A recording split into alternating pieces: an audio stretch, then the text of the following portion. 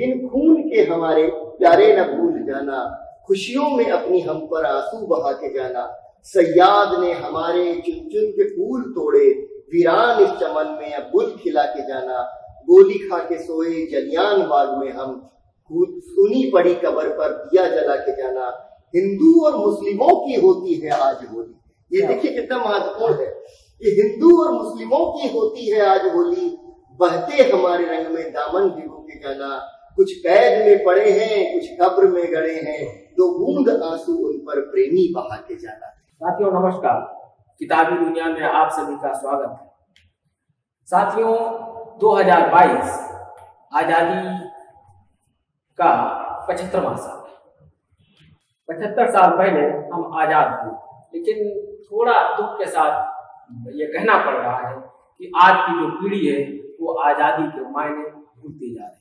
उसे WhatsApp, university और Facebook या सोशल मीडिया के विभिन्न माध्यमों से दूसरे तरीके का ज्ञान बताया जा रहा है और आजादी के मायने बताया जा रहा है। आजादी के मायने सही अर्थों में लोगों के सामने पहुंचे, आज की पीढ़ी के सामने पहुंचे, इसी के मद्देनजर ये भारत गाथा आपके सामने है। इस भारत गाथा को राष्ट्रीय आंदोलन फ्रंट और राजीव गांधी फाउंडेशन ने तैयार किया है।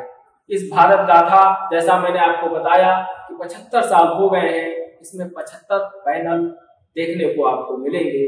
तो इस भारत गाथा से जुड़िए और इससे गुजरिए तो बहुत सारे जो विवाद हैं, जो बहुत दूसरे तरीके के मिथक गढ़े जा रहे हैं, उनके सारे जवाब इस भारत गाथा में आपको मिलेंगे। तो भारत गाथा को जो तैयार करने में अहम कड़ी जो निभाई है राष्ट्रीय आंदोलन फ्रंट के राष्ट्रीय संयोजक इतिहासकार सौरभ वाजपेयी, तो मैं सौरभ वाजपेयी से आग्रह करूंगा कि वो इन 75 पैनल से और 75 पैनल के जरिए भारत गाथा की यात्रा कराएं। तो हम चलते हैं भारत गाथा। जो 75 पैनल लगे हैं, तो हम सौरभ भाई से गुजारिश करेंगे कि वो 75 पैनल क्या हैं और उसमें पहला पैनल कौन सा है। तो पहले पैनल से इस यात्रा के बारे में बताएंगे तो वो बेहतर रहेगा। सौरभ जी देखिए, ये जो पहला पैनल है इस एग्जीबिशन का, उसका टाइटल है सोन चिड़ैया। सोन चिड़ैया यानी सोने की चिड़िया। सोने की चिड़िया, और ये कहानी जो है 1757 के पहले हमें शुरू करनी थी, क्योंकि कई लोग ये सवाल पूछते हैं कि आजादी की लड़ाई लड़ी क्यों हुई थी, इनसे अच्छे तो अंग्रेज थे, या गोरे अंग्रेज चले गए, काले अंग्रेज आ गए। उन्हें ये फर्क पता होना चाहिए कि आजादी की लड़ाई लड़ना जरूरी क्यों था। 1757 के पहले जो भारत है, दुनिया की कुल जीडीपी में उसका शेयर 23% के करीब है, और जब हम आजाद हुए तो ये 23% जो जीडीपी शेयर होता था वो 3% से भी नीचे आके गिर गया। इतना शोषण हुआ भारत का। तो हम इस पैनल के द्वारा ये बताना चाहते थे अपने दर्शकों को कि भारत की आजादी की जो लड़ाई, उसकी कीमत क्या है, उसे क्यों लड़ा जाना चाहिए था। अच्छा, तो कहने का मतलब जो व्हाट्सएप यूनिवर्सिटी से जो ज्ञान फैलाया जा रहा है, ये जो सोशल मीडिया के जरिए जो विभिन्न ताकतें आजादी की लड़ाई और देश के प्रति आंदोलन बता रही हैं, उसका भी इस 75 पैनल में आपने जवाब देने की। जाहिर सी बात है, पूरा ये 75 पैनल की जब कहानी खत्म होगी, तब जो भी इस पूरी प्रदर्शनी को देख रहा है उसको लगता है कि जैसे उसने किताब पढ़ दी है। और हमारे आज के समय के जितने सवाल हैं, उसके तमाम सारे जवाब और उसके क्लू उसको यहाँ पर मिल जाते हैं। और एक छोटी सी बात मैं जरूर आपको कहूंगा कि इंटरेस्टिंग है कि भारत लगभग पिछले 2000 साल से दुनिया की सबसे बड़ी अर्थव्यवस्था था, या सबसे बड़ी अर्थव्यवस्थाओं में एक था। और जो ये सोन चिड़ैया, ये पीरियड है जब दुनिया की कुल जीडीपी में 23% हिस्सा है, वो मुगलों का जो राज है वो है, जिसको माना जाता है, जिसको ये व्हाट्सएप यूनिवर्सिटी कहती है कि अंधकार है। तो मैं चाहूंगा कि आप जो पैनल है, पैनल का जो कंटेंट है, उसके बारे में भी जरूर लोगों को बताते चलें। जरूर। जैसे ये सोन चिड़ैया के बाद अगला जो पैनल है वो है शाश्वत दुख की काली रात, क्योंकि 1757 और 1764 प्लासी और बक्सर की दो बड़ी लड़ाइयां हम हारे, और एक के बाद एक करके भारत, पूरा का पूरा भारत है, उस पर अंग्रेजों का कब्जा हो गया। उसमें बहुत बड़ा हिस्सा था जहां प्रिंसली स्टेट्स भी बने रहे, अजवाड़े भी बने रहे, लेकिन कुल मिलाकर के भारत अभी जो है अंग्रेजों का गुलाम था। और एक बांग्ला कवि है नवीन चंद्र सेन जी, बड़ी खूबसूरत ढंग से लिखते हैं कि प्लासी के युद्ध के बाद भारत के लिए शाश्वत दुख की काली रात शुरू हो गई। इसलिए ये शाश्वत दुख की काली रात है। जी। और जब शाश्वत दुख की काली रात शुरू हो चुकी है जी। तो फिर भारत की दुर्दशा भी शुरू हो चुकी है। जी। तो भारतेंदु हरिश्चंद्र, आप जानते हैं कैसे भारतेंदु हरिश्चंद्र ने बहुत इस पर लिखा है, और उनकी कविता की 2 पंक्तियां हैं कि रोबहु सब मिलके आवहु भारत भाई, हा हा भारत दुर्दशा न देखी जाए। ये ऐसा बुरा हाल हो गया है भारत का कि इसकी दुर्दशा अभी देखी नहीं जा रही है। और एक अंग्रेज ने खुद ये लिखा कि आधे किसानों को, आधी कृषि जनसंख्या यानी आधे किसानों को एक साल के अंत से दूसरे साल के अंत तक यह पता ही नहीं होता था कि भरपेट खाना क्या चीज होती है। तो ये पैनल था। अच्छा, तो अब वहां पिछले पैनल में हमने बात की थी कि कैसे भारत की दुर्दशा शुरू हो गई। जी। जी। और कैसे जो है अंग्रेज पूरे भारत पर कब्जा करते चले गए। लेकिन पूरी आजादी की लड़ाई जो बहुत बाद में शुरू हुई सही अर्थों में, लेकिन 1757 के बाद भी अंग्रेज जहां जहां गए, स्थानीय जनता ने, नागरिकों ने, किसानों ने, सैनिकों ने, आदिवासियों ने उनके खिलाफ बगावत की। तो एक प्रतिरोध की परंपरा अंग्रेजी साम्राज्यवाद के खिलाफ बहुत शुरू के दिनों से रही, भले वो छुटपुट अलग अलग जगहों पर होते रहे, संगठित बहुत बात। जी। ये जो पहली क्रांति जो 1857 की कही जाती है, बिल्कुल ठीक। हालांकि उसको लेकर अलग अलग मत हैं बौद्धिक जमात में, लेकिन आपने इसको कैसे देखा है 1857 की? ये दोनों पैनल आपस में जोड़ते हैं। मैंने कहा कि वो छोटे छोटे विद्रोह तमाम जगहों पर होते थे, स्थानीय चरित्र था उन विद्रोहों का, वो बहुत बड़े इलाके में फैलते नहीं थे।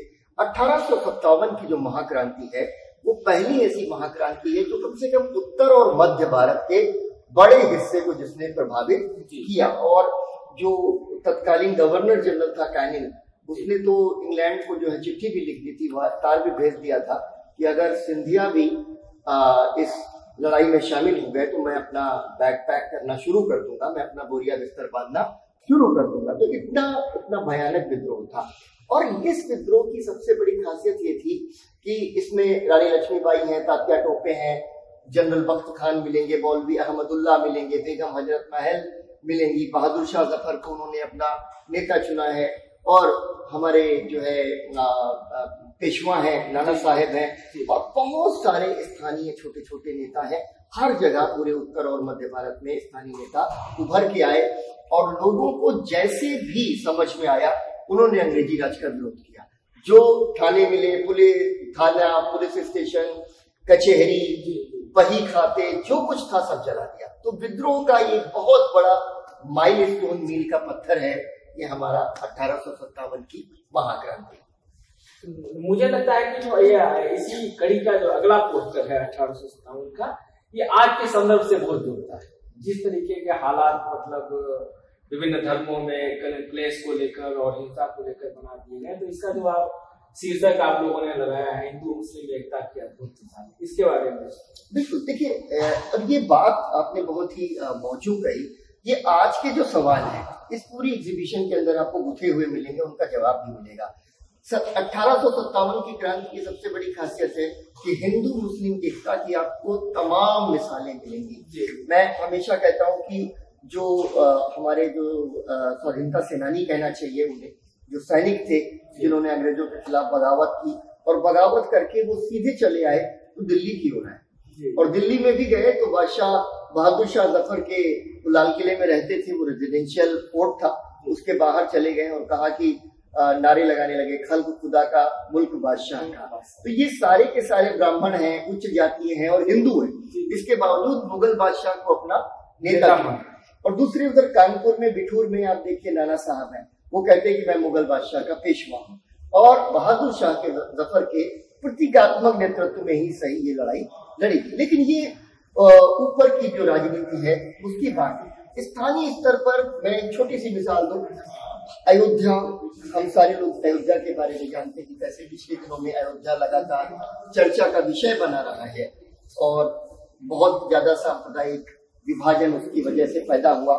और जो मंदिर परिसर है उसके पास में हनुमानगढ़ी का नाम सबने जरूर सुना होगा, और हनुमानगढ़ी के एक महंत हुआ करते थे, महंत रामचरण दास। उन्होंने 1857 में बगावत का बिगुल फूंक दिया, और पास में एक मस्जिद थी मौलाना अमीर अली, वो रामचरण दास के साथ शामिल हो गए। दोनों एक साथ लड़े, एक साथ पकड़े गए और एक साथ फांसी पर लटका दिए गए। तो यानी 1857 तक हिंदू मुस्लिम सांप्रदायिकता कहीं दूर दूर तक हमें दिखाई नहीं देती। तो भाई जो शहीद हमारे आंदोलन के हैं उनके बारे में जैसे मुझे लगता है कि ये पैनल है, उसके बारे में बताइए कि शहीदों के नाम। देखिए 1857 के बाद हमने असंख्य गुमनाम शहीदों के नाम, इस पैनल का टाइटल यही रखा, क्योंकि जब हम बात कर रहे होते हैं आपने देखा कि हमने कैसे लगभग 100 साल की जो कहानी थी 6 पैनल्स में खत्म की, क्योंकि हम एक बैकग्राउंडर देना चाहते थे, पृष्ठभूमि समझाना चाहते थे। लेकिन इस पैनल के माध्यम से हम न सिर्फ 1857 तक बल्कि उसके आगे भी 1947 तक जो ऐसे तमाम जो है स्वाधीनता संग्राम सेनानी हैं जिन्होंने अपनी जान कुर्बान की देश के लिए, जिन्होंने अपना सर्वस्व न्यौछावर कर दिया, उनको एक श्रद्धांजलि हम देना चाहते थे। और इस वजह से हमने कहा कि केवल 1857 में केवल दिल्ली में तकरीबन 22,000 लोग मार दिए गए। तो आप गिनती नहीं कर सकते, क्योंकि जैसे डिक्शनरी ऑफ मार्टियर्स बनी और वो डिक्शनरी ऑफ मार्टियर्स 1857 से 1947 तक बड़ी मेहनत से कलेक्ट किए गए, तो 15,000 शहीदों के नाम दर्ज हो पाए, क्योंकि उनके कोई अंग्रेजों को कोई दिलचस्पी नहीं थी उनके रिकॉर्ड रखने में, और फिर वो सब जो है हमारे इतिहास के से बाहर चला गया। फिर यहाँ से हमने ये कहा कि अभी 1857 का दमन बहुत ही क्रूर हो चुका था जी। भारत की जनता और भारत के जो नेता ये सब समझ चुके थे कि किसी भी तरह से हिंसक तरीकों से, साधनों से अंग्रेजों को पराजित नहीं किया था। अब उन्होंने समझना शुरू किया कि आखिर ये गुलामी है क्या, और फिर उसके बाद एक राष्ट्रवादी विचार पैदा होना शुरू हो गया। और वो जो राष्ट्रवादी विचार है, दादा भाई नौरोजी हैं, पृथ्वी चंद्र रे हैं, रोमेश चंद्र दत्त हैं, फिर बाद में गोपाल कृष्ण गोखले हैं, और फिर उसके बाद पूरी परंपरा है, बहुत सारे स्वतंत्रता संग्राम सेनानियों ने इस आयाम पर लिखा कि दरअसल समस्या क्या है जी, है ना। हम भारत में तो पहले भी बहुत सारे राजा रजवाड़े थे, तो एक अंग्रेज भी आ गए तो क्या फर्क पड़ जाता, लेकिन असली चीज ये है कि अंग्रेज भारतीयों का रक्त चूस रहे हैं। आज से पहले हम लड़े कैसे, और अंग्रेज जो है भारत का जो यहाँ शोषण कर रहे हैं और वो पैसा बाहर भेज रहे हैं, नंबर 1। नंबर 2 कि अंग्रेज भारतीयों का जो शोषण कर रहे हैं, भारतीयों के प्रति उनमें कोई हमदर्दी नहीं है, क्योंकि वो यहाँ कभी वासिंदे हुए, बाकी सब यहाँ आकर के बस गए, अंग्रेज कभी यहाँ बसे नहीं। तो ये जो पूरी चीज है इस पैनल के माध्यम से हमने दर्शाई।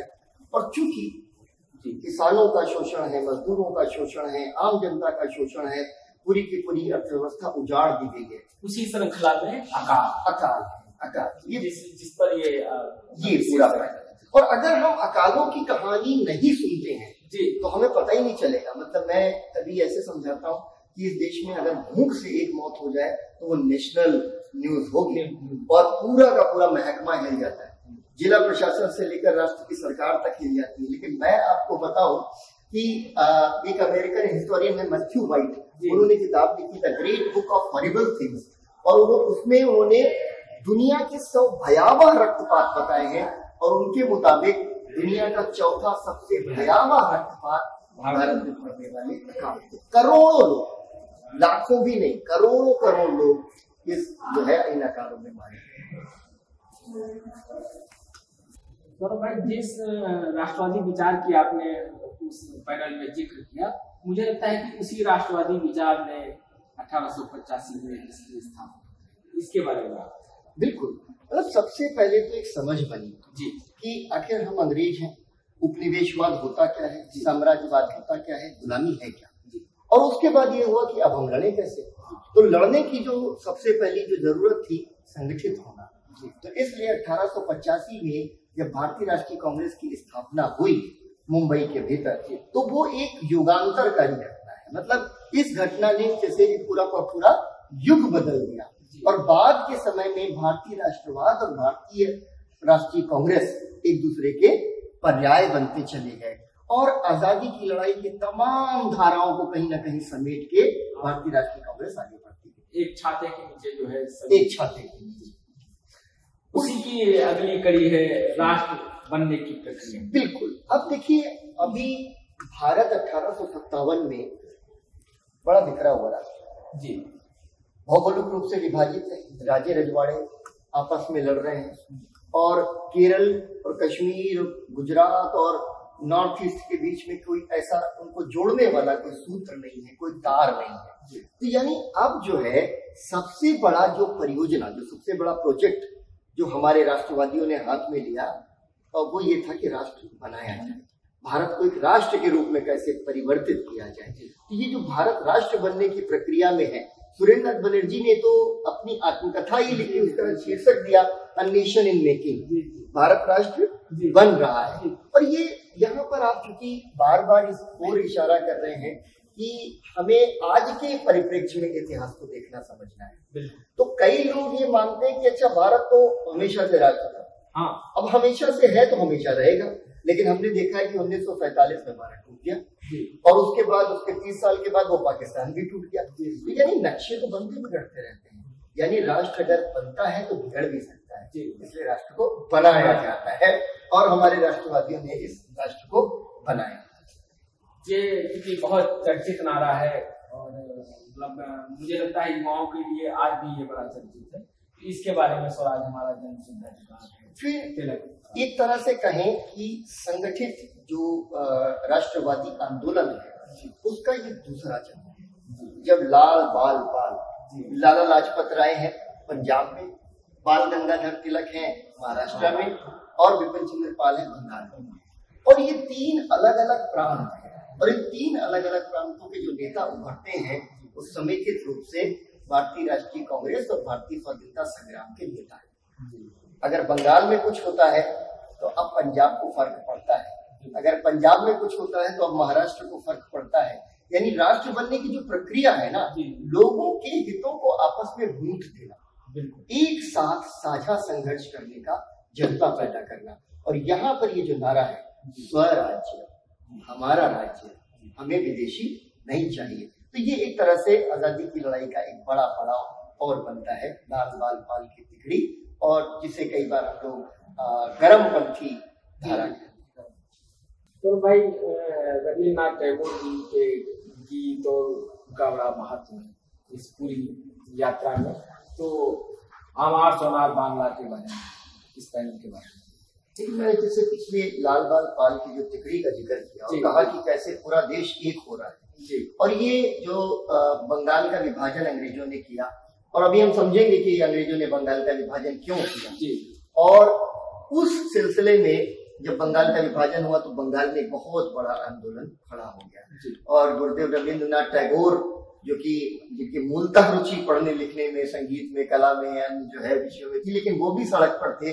और लगभग पहली बार भारत में 1 लाख लोग कलकत्ता के सड़कों पर निकल आए और खुद सबसे आगे जो है वो रविन्द्रनाथ टैगोर वगैरह चल रहे थे, और आमार सोनार बांग्ला और एकला चलो रे ऐसे गीत गा के वो आंदोलन खड़ा हुआ।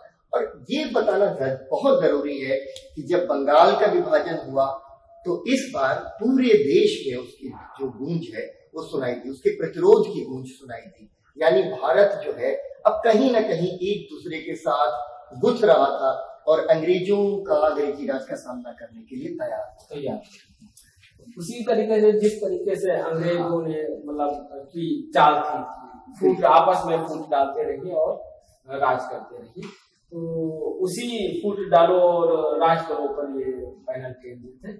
इसके बारे में बिल्कुल, जैसे ये आप देख रहे हैं कि 1857 में मैंने कहा कि बहुत हिंदू मुस्लिम एकता की अद्भुत मिसालें हमें मिलती हैं, यानी सांप्रदायिकता नहीं है वहां पर।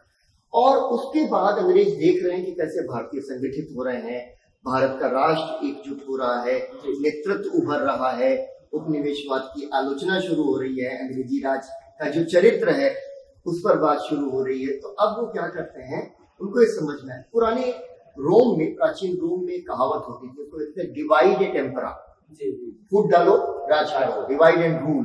तो अंग्रेज फिर जो है 19वीं सदी का जो दूसरा जो मतलब हम कहें हिस्सा है, उसमें उन्होंने बहुत ही सिस्टमेटिकली वो एक आइडियोलॉजिकल प्रोजेक्ट लेके आए, विचारधारात्मक एक पूरी परियोजना लेकर आए कि भारत को बांट देना है।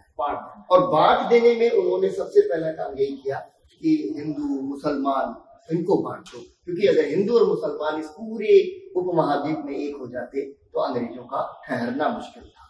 इतिहास के माध्यम से, साहित्य के माध्यम से, भाषा के माध्यम से, हर तरह से भारतीयों में डालने की कोशिश की है। और उसके बाद ये जो है 1911 के कांग्रेस अधिवेशन में सबसे पहले जनगणमन अधिनायक जय हे जो हमारा राष्ट्रगान है वो गाया जाता है। और निश्चित है कि आज भी अगर हम कभी अपने राष्ट्रगान सुनते हैं तो सबसे ज्यादा वो भाव हमारे अंदर राष्ट्र के प्रति उभरते हैं। इसलिए इस पैनल को हमने बनाया कि कैसे ये जो है बहुत बहुत मतलब लोकप्रिय हुआ आजादी की लड़ाई के दौरान, और बाद में जो है इसको राष्ट्रगान के रूप में चुना गया।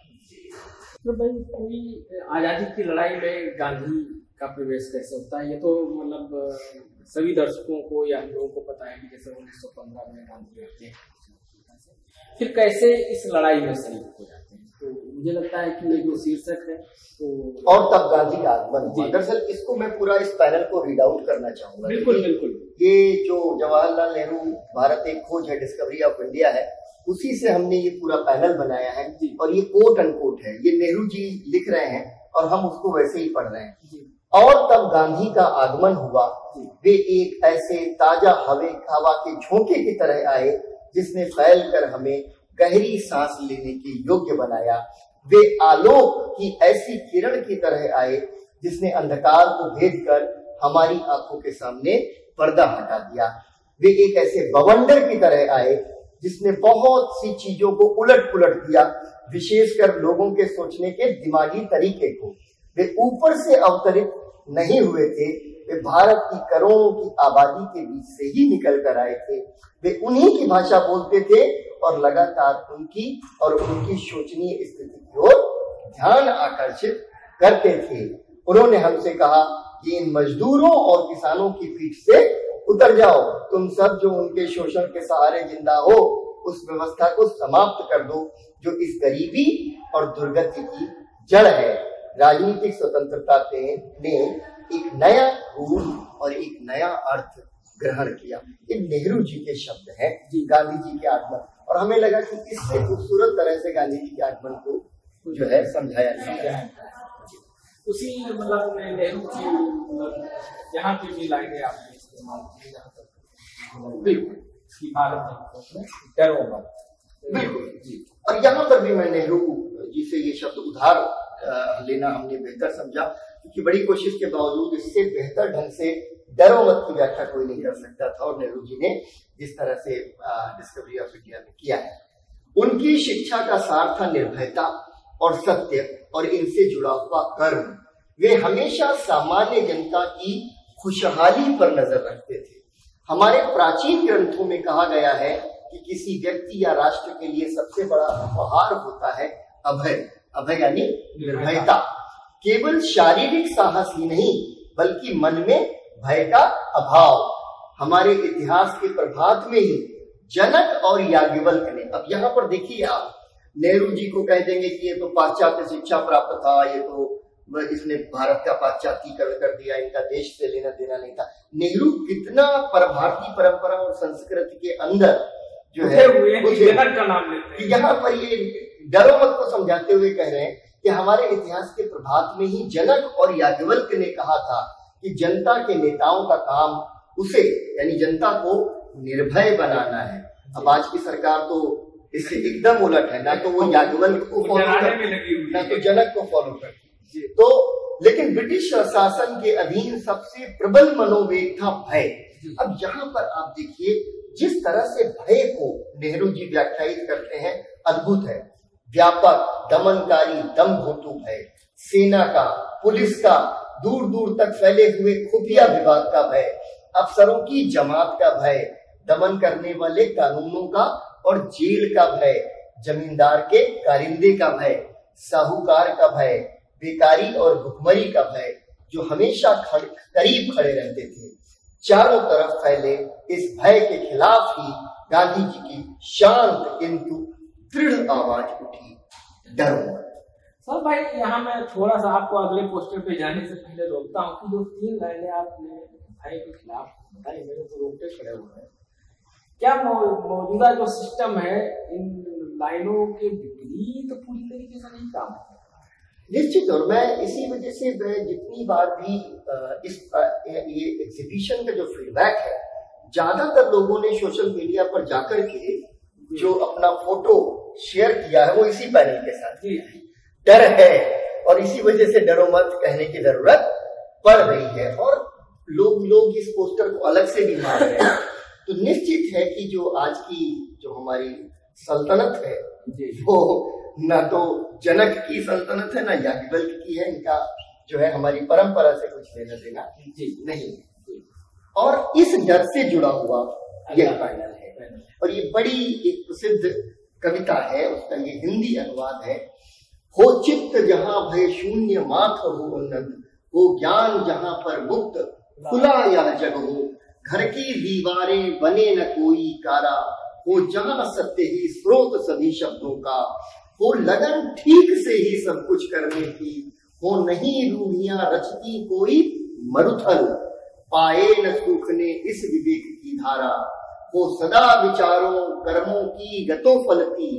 बातें हो सारी सोची और विचारी, हे पिता मुक्त वह स्वर्ग रचाओ हमें, बस उसी स्वर्ग में जागे देश हमारा। यानी ये जितना अंधकार है जब हम इससे जगे तो एक ऐसा स्वर्ग रचाओ हमारे देश के भीतर।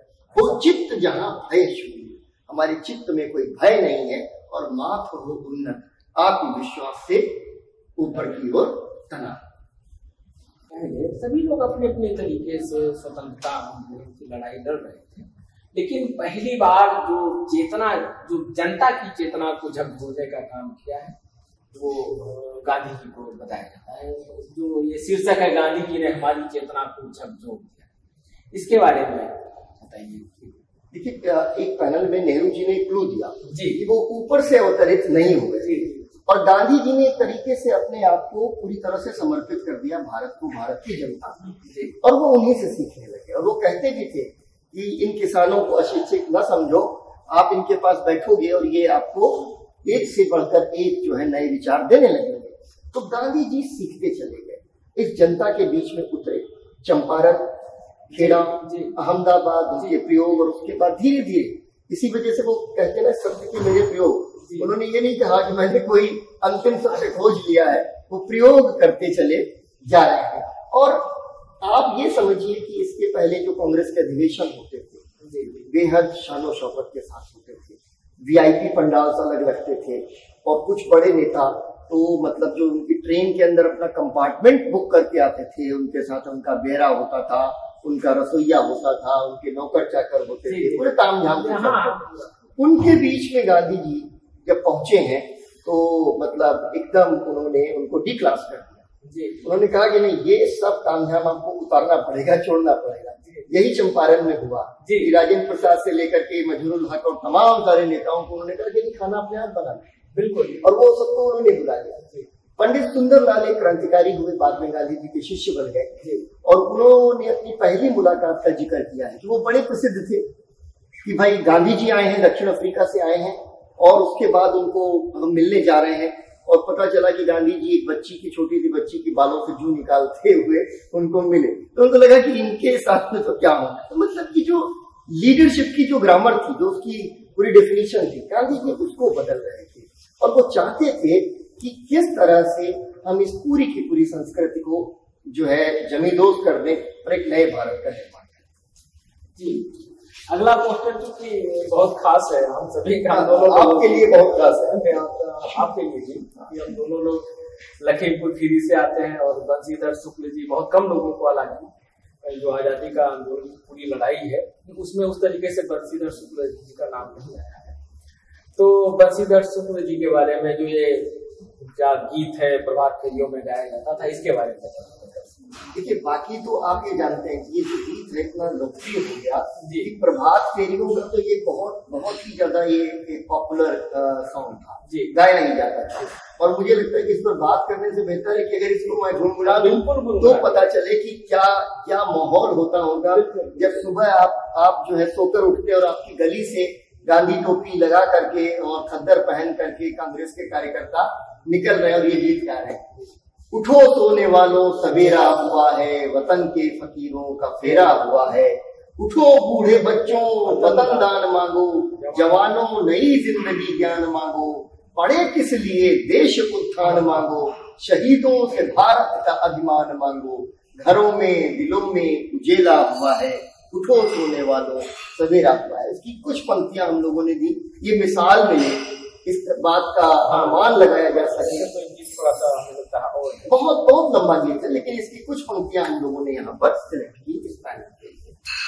फिर ये तरीके से चंपारण को पहले थोड़ा उतना महत्व नहीं दिया जाता था गांधी जी के पहले, क्योंकि ये समस्या चंपारण की पहले से उठते आ रही थी। लेकिन गांधी जी ने किस तरीके से चंपारण को ही प्रयोगशाला बना दिया और वो बड़ी सफल प्रयोगशाला हुई, इसके बारे में। चंपारण इसलिए बहुत महत्वपूर्ण हो जाता है क्योंकि जो राजकुमार शुक्ल थे जी, और राजकुमार शुक्ल कई नेताओं के पास गए, उन्होंने कहा कि आप हमारी समस्याएं सुनिए चल करके, हम बहुत ही संकट में हैं। लेकिन हर किसी को ये लगा कि बड़ा स्थानीय मामला तरीके का मामला है और वो राष्ट्रीय नेता है, इस वजह से वहां पर वो नहीं गए। कई सारे ऐसे नेताओं को उन्होंने कांटेक्ट किया, चिट्ठियां लिखी, लेकिन गांधी जी ने इस मुद्दे को, इसकी गंभीरता समझी और काफी पीछे पड़ने के बाद, तो लंबी कहानी है, लेकिन काफी पीछे पड़ने के बाद वो चंपारण पहुंची। तो पहली चीज ये कि एक इतने बड़े स्टेचर का नेता एक बड़े स्थानीय मुद्दे पर कैसे राजनीति खड़ी कर सकता है, ये सबसे पहला समझ है। दूसरा, गांधी जी जो काम कर रहे हैं, गांधी जी वहां पहुंचे हैं तो वो ये नहीं कह रहे कि ठीक है तुमने जो कहा मैं उसको सत्य मानता हूँ। हजारों हजार किसानों की टेस्टिमनीज इकट्ठा कर रहे हैं, वॉलंटियर्स की भर्ती कर रहे हैं और उनसे कह रहे हैं कि किसानों से जाकर पूछो, ठीक है, कि वो उनकी क्या दुख है, उनकी क्या समस्याएं हैं, और उसके बाद फिर उन समस्याओं से वो निलहों को भी अवगत कराते हैं और प्रशासन को भी अवगत कराते हैं। और इसी वजह से जो बाद में कमेटी बनी, उस कमेटी में गांधी जी भी शामिल किए गए। ये पहली बार हो रहा था। तीसरी जो महत्वपूर्ण बात है जो चंपारण के लिए मैं कहूंगा कि जैसे ही गांधी जी पहुंच रहे, उनको आदेश होता है कि वो छोड़कर वापस चले जाएं, लेकिन गांधी जी जिला छोड़कर वापस नहीं जाते और वो कहते हैं कि इसकी जो भी कीमत चुकानी होगी मैं उसके लिए तैयार हूं। जब उनको न्यायालय में कहा जाता है कि आप इसके लिए इतना जो है मुचलका भरिए, वो मुचलका भरने से इनकार कर देते कि नहीं दूंगा मैं, तो फिर अंत में उनकी वो सजा भी माफ करनी पड़ती है। तो 1908 की बात है, जो तिलक महाराज हैं, लोकमान्य तिलक, वो पंजाब जा रहे थे और पंजाब में सत्याग्रह चल रहा था, कुछ मतलब सत्याग्रह कोई एक संघर्ष चल रहा था और उस संघर्ष में वो शामिल होने के लिए जा रहे थे। बीच में आदेश हुआ कि आप पंजाब नहीं आ सकते, आपके आने से अशांति फैल जाएगी, तो तिलक वापस लौट गए। लेकिन ये जो गांधी है अब ये तैयार है कि नहीं, जो होगा हम भुगतने को तैयार है, लेकिन हम आपकी बात नहीं मानेंगे। इस लिहाज से सत्याग्रह की एक प्रयोगशाला चंपारण बन जाता है कि हमारा सत्य का आग्रह है और इस सत्य के आग्रह तक पहुंचने के लिए हम कुछ भी करने को तैयार हैं। अहिंसा और गांधी जी को रेखांकित किया जाता है, तो गांधी वहां स्पष्ट भी करते हैं अहिंसा कायरों का हथियार नहीं। तो ये पैनल पर है और ये पैनल समझना बहुत जरूरी है। आजकल देखिए हिंसा और अहिंसा की बाइनरी बन गई है जी, और एक जो ये विचारधारा है वो चाहती है कि हिंसा को इतना गौरवान्वित कर दिया जाए कि उनके द्वारा जो हिंसक तैयारियां हैं वो किसी तरीके से जस्टिफाई हो जाए, या उनकी विचारधारा में जो हिंसा है वो किसी तरीके से सही सिद्ध हो जाए। और अहिंसा को वो कह देते हैं ये तो कायरों का हथियार है, कायरों की चीज है, बुजदिलों की चीज है, जो लड़ नहीं पाते वही अहिंसक होते हैं, वरना बाकी लोग तो हिंसक होते हैं। ये पैनल उसका एक बहुत माकूल जवाब देता है। और मैं यहाँ पर आपको कहूँ कि खेड़ा 1918 में जो खेड़ा का जो सत्याग्रह है, उसमें गांधी जी कहते हैं कि खेड़ा के जो सत्याग्रही हैं अहिंसा के रास्ते पर चलने के लिए बेहद कमजोर, कह रहे कि ये अहिंसा के रास्ते पर चलने के लिए बेहद कमजोर थे। अहिंसा कायर के लिए नहीं है, यह बहादुर और साहसी के लिए। गांधी जी की जो परिभाषा है अहिंसा की, उसमें ये बहुत बहुत महत्वपूर्ण बात है कि यह बहादुर और साहसी के लिए। और वो बार बार कहते हैं कि मेरी अहिंसा खतरों से दूर भागने और अपनों को असुरक्षित छोड़ना स्वीकार नहीं करती। अगर हिंसा, और ये मैं बहुत जोर देकर कहना चाहूंगा, मैं नहीं कह रहा हूँ, गांधी जी कह रहे हैं, अगर हिंसा और कायरतापूर्ण पलायन के बीच चुनना हो, मैं हिंसा को चुनूंगा।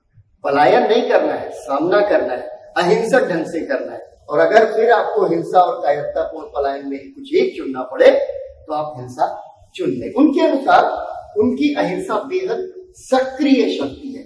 और वो ये तक कहते हैं कि अगर भारतीय हिंसा से डरते हैं तो उन्हें पहले लड़ना सीखना चाहिए ताकि वो लड़ना छोड़ सकें।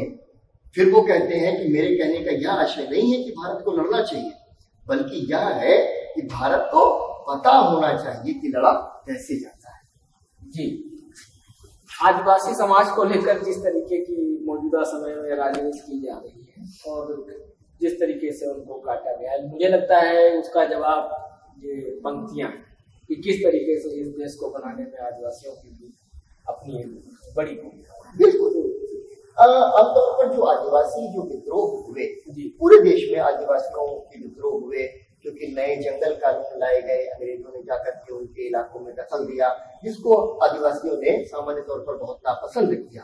तो वो एक अलग चीज, लेकिन हमने ये पैनल इसलिए लिया कि जो पूरी राष्ट्रवादी चेतना है, इस राष्ट्रवादी चेतना के भीतर और इसकी पहुंच कहाँ तक है, इसकी पहुंच आप देखिए कि तालाबंदों तक है।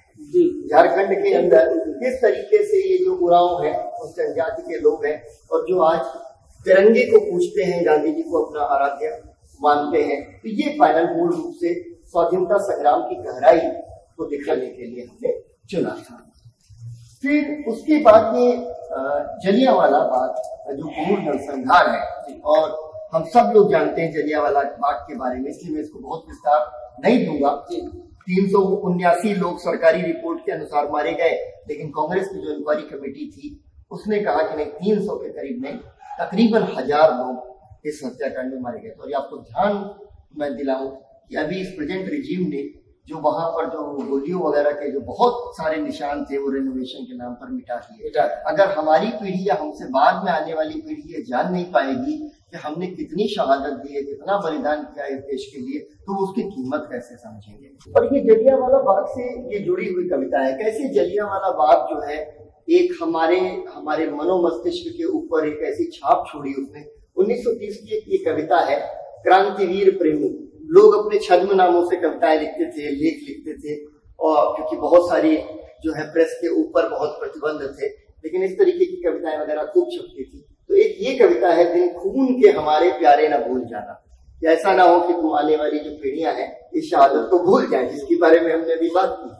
तो मैं इसको पढ़ूंगा, बहुत ही रोचक कविता है कि दिन खून के हमारे प्यारे न भूल जाना, खुशियों में अपनी हम पर आंसू बहा के जाना, सयाद ने हमारे चुन चुन के फूल तोड़े, वीरान इस चमन में अब गुल खिला के जाना, गोली खा के सोए जलियान बाग में हम, सुनी पड़ी कब्र पर दिया जला के जाना, हिंदू और मुस्लिमों की होती है आज होली।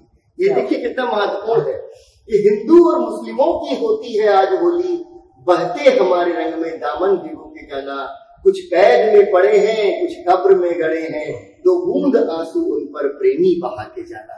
ये एक तरह से याद दिलाने की बात, और मुझे लगता है कि आज ये काम करने की बेहद जरूरत है जब आजादी की लड़ाई पर इतना बड़ा हमला है। मुझे लगता है कि ये पैनल एक दूसरे से जुड़े हुए हैं। मुझे लगता है ये भी पंजाब में मार्शल लॉ है। जलियांवाला बाग के बारे में बहुत से लोग जानते हैं, लेकिन उसके बाद जब पंजाब में मार्शल लॉ लगाया गया उसके बारे में बहुत कम लोग जानते हैं, इसलिए ये पैनल हमने बनाया। और ये जो पैनल है ये आपको बताता है कि दमन कैसे होता था।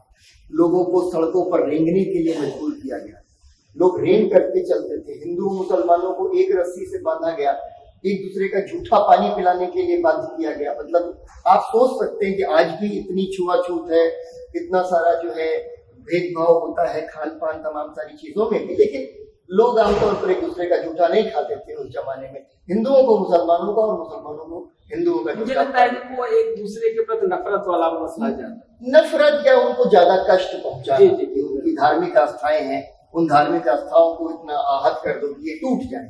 तो जो पंजाब में मार्शल लॉ है वो उसने बहुत क्रूर ढंग से दमन किया और लगातार ये जो है दमन चलता रहा पंजाब में। केवल जलियांवाला बाग में मार्शल लॉ के साथ पूरी कहानी पढ़नी पड़ेगी।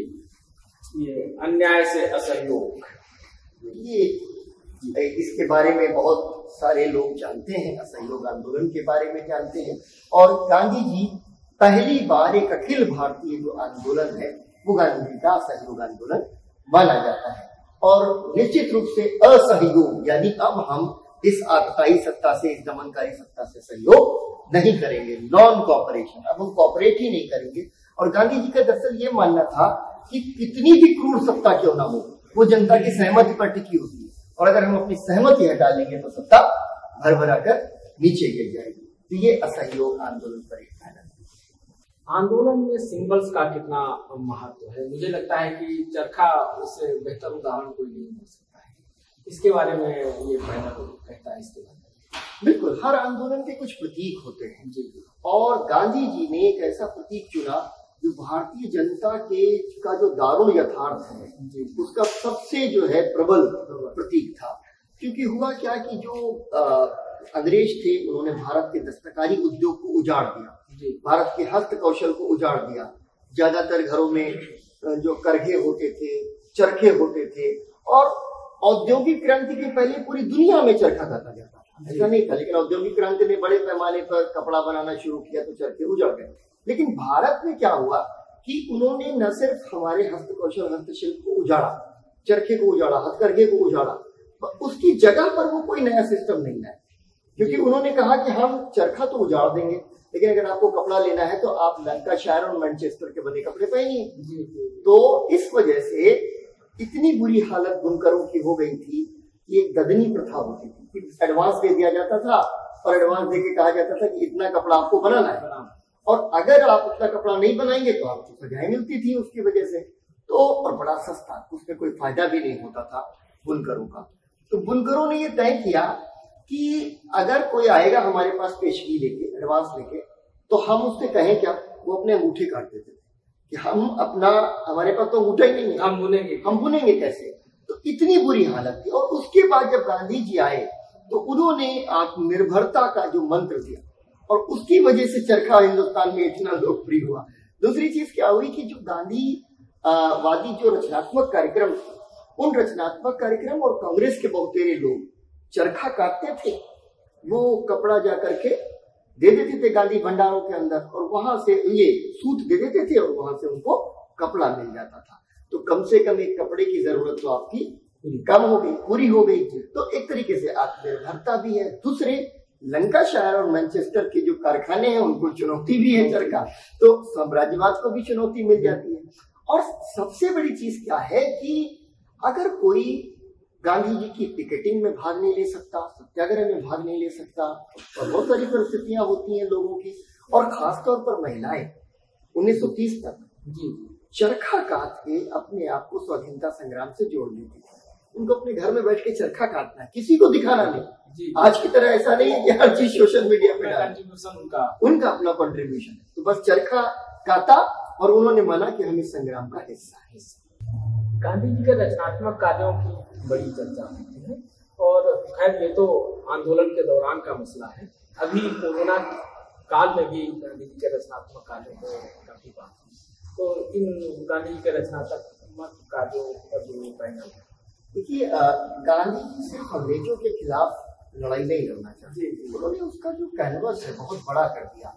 और उस कैनवस में आपने बहुत लिखा भी है इस विषय पर कि किस तरीके से वो रचनात्मक जो कार्यकर्ता हैं उनके माध्यम से एक नए समाज की रचना भी करना चाह रहे हैं, नए समाज का निर्माण करना चाह रहे हैं। और उसके लिए रचनात्मक कार्यकर्ताओं की निस्वार्थ फौज तैयार करनी है। और वो निस्वार्थ फौज क्या है, उस समाज को बदलने के लिए काम कर रही है। वो कांग्रेस में चुनाव लड़ने के लिए काम नहीं कर रही है। भले ही जब कांग्रेस की तरफ से गांधी जी कॉल देते थे तो वो सब के सब उस कॉल में टूट पड़ते थे, और ये दरअसल कांग्रेस की ताकत गांधी जी के रचनात्मक कार्यक्रमों से आ रही थी।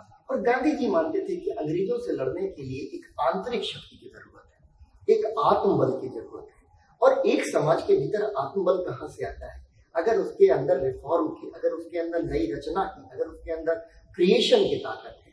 तो ये दरअसल गांधी जी एक समानांतर एक रचनात्मक कार्यक्रमों का एक ताना बाना बुन रहे थे। और इसके जो मुद्दे हैं वो देखिए किन किन आयामों पर काम कर रहे हैं। सांप्रदायिक एकता, अस्पृश्यता का उन्मूलन, नशे से मुक्ति, ग्रामोद्योग, खादी का प्रचार प्रसार, ग्राम स्वच्छता, बुनियादी शिक्षा, प्रौढ़ शिक्षा, महिलाएं, स्वास्थ्य शिक्षा, प्रांतीय भाषाएं, राष्ट्रभाषा, आर्थिक समानता, किसान, मजदूर, आदिवासी, कुष्ठ रोगियों की सेवा और विद्यार्थी, इसमें कुछ छूट गया हो तो मुझे नहीं लगता कि जो है और उस समय से लेकर और आज तक कुछ नहीं छूटा है इसके।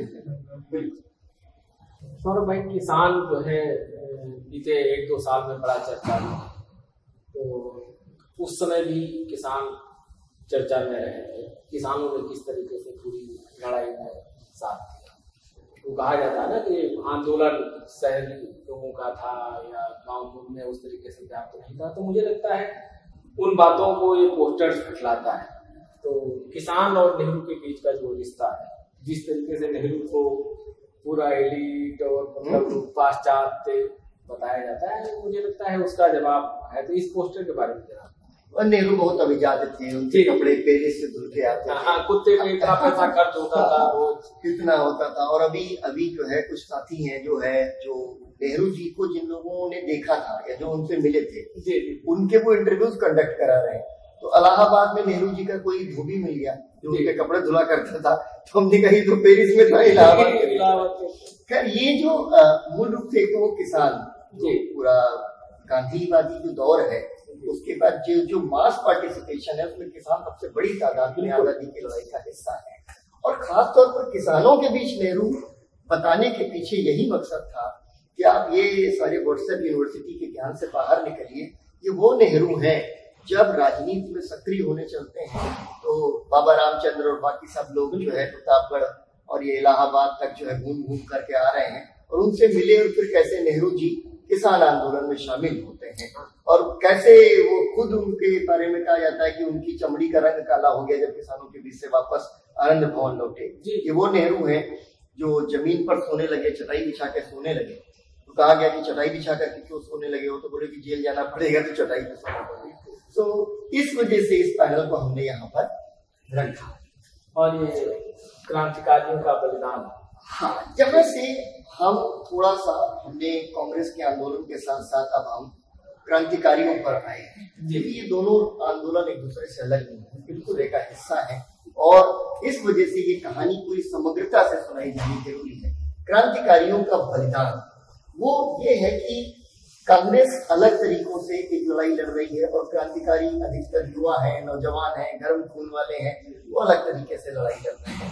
लेकिन उनकी जो सबसे बड़ी चीज है, और हमारे जो गुरु हैं प्रोफेसर विपिन चंद्रा, वो बड़ी अच्छी लाइन लिखते हैं, क्रांतिकारियों ने हमें अपनी मनुष्यता पर गर्व करना सिखाया कि हमारे को सिद्धांत है, हमारा उसूल है, हमारी मातृभूमि है, आप इसको गुलाम बना के नहीं रख सकते। आप रखेंगे तो भले ही हम अपने प्राणों का उनको न्यौछावर कर दें, लेकिन हम इससे बर्दाश्त नहीं करेंगे। तो एक तरीके से क्रांतिकारियों को समर्पित यह पैनल है, ये उनके बलिदान को नमन है जिन्होंने अपने प्राण न्यौछावर किए।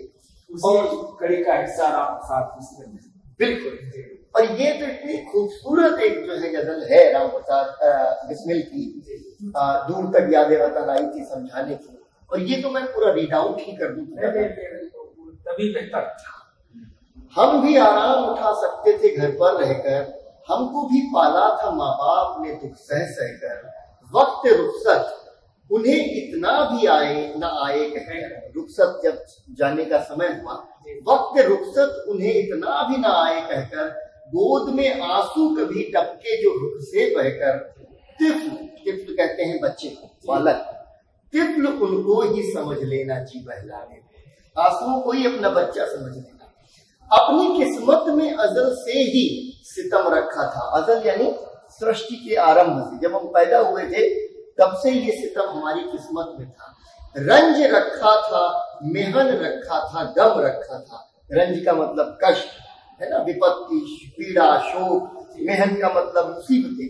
रंज रखा था, मेहन रखा था, गम रखा था, किसको परवाह था और किस में ये दम रखा था। हमने जब वादी ये गुर्बत में कदम रखा था, वादी ये गुर्बत मतलब प्रदेश की जो वादियां हैं, दूर तक यादें वतन आई थी समझाने। ये क्रांतिकारियों का जो पूरा एक मतलब उनका जो समर्पण है वो यहाँ पर दिखाई देता है, उनकी हिम्मत उनका जो है दिखाई देता है।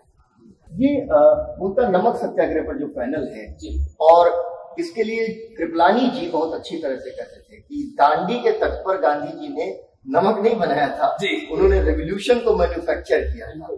तो नमक सत्याग्रह का एक लंबा इतिहास है, ज्यादातर लोग उससे वाकिफ भी हैं। दांडी यात्रा, कैसे मुट्ठी भर नमक से पूरी सल्तनत हिल गई, और क्यों गांधी जी ने नमक को चुना, ये भी एक बड़ा सवाल, बहुत महत्वपूर्ण सवाल है। क्योंकि नमक एक ऐसी चीज थी जो हर किसी को चाहिए दुनिया में। मतलब जब मानव का उद्भव हुआ है, समाज का विकास हुआ है, तो जो सबसे शुरुआती चीजें हैं उसमें नमक है, जिसकी तिजारत, जिसका व्यापार होना शुरू हुआ, तो सबको जरूरत थी, यानी हर कोई नमक से टैक्स देता था, और अंग्रेज उस पर एक दुवन्नी भी छोड़ने को तैयार है।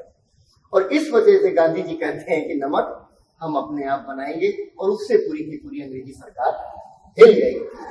और यहाँ पर एक बार फिर से रेवोल्यूशनरी, मतलब हम इसमें इंटरमिक्सिंग कर रहे हैं, और जगदम्बा प्रसाद मिश्र हितैषी का ये पैनल है। उरूजे कामयाबी पर कभी हिंदुस्तान होगा, कभी उरूज पर, कभी बिल्कुल शीर्ष पर। उरूजे कामयाबी पर कभी हिंदुस्तान होगा, रिहा सयाद के हाथों से अपना आशियां होगा, और शहीदों की चिताओं पर लगेंगे हर बरस मेले, वतन पे मरने वालों का यही बाकी निशान होगा। जी, ये भगत सिंह से जुड़ा पैनल, बिल्कुल। बम और पिस्तौल बड़ी चर्चा होती है, तो ये मैं चाहूंगा कि मतलब ये एक तरीके की इमेज बना दी गई है कि रेवोल्यूशनरीज का मतलब है कि बम और पिस्तौल, बिल्कुल हमेशा वो बस हिंसक है और मुझे को ताव दे रहे हैं और जान लेने पर आमादा घूम रहे, ऐसा नहीं है। ये भगत सिंह और बटुकेश्वर दत्त ने 1929 में पंजाब छात्र संघ का जो अधिवेशन था उसके लिए जेल से ये भेजा कि इसको पढ़ा जाए, और इस अधिवेशन की जो अध्यक्षता कर रहे हैं वो सुभाष चंद्र बोस है, ठीक है ना। और वो कह क्या रहे हैं, और ये इसको ऐसे ही सुनना जरूरी है। इस समय हम नौजवानों से यह नहीं कह सकते कि वे बम और पिस्तौल उठाएं, आज विद्यार्थियों के सामने इससे भी महत्वपूर्ण काम है, और इस काम पर ध्यान दीजिएगा।